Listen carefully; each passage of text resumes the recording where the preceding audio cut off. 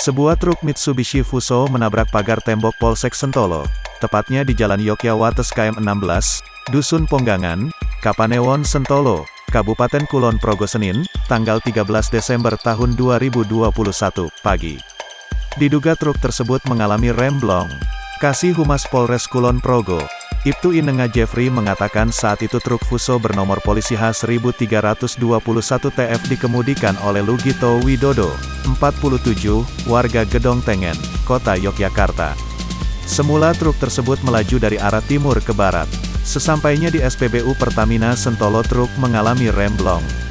Karena di depannya terdapat kendaraan yang berhenti di lampu merah, maka supir truk secara spontan banting setir ke kiri. Setelah itu truk menabrak pagar tembok depan Polsek Sentolo, kata Jeffrey, Senin, tanggal 13 Desember tahun 2021. Beruntung tidak ada korban dalam peristiwa ini. Pengemudi truk juga tidak mengalami luka.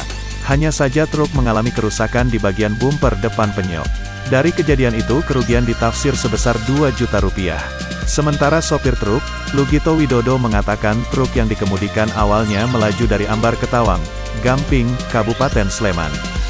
Kemudian hendak menuju ke Tuksono, Kapanewon Sentolo untuk mengambil barang yang dikirimkan ke wilayah Temanggung, Jawa Tengah.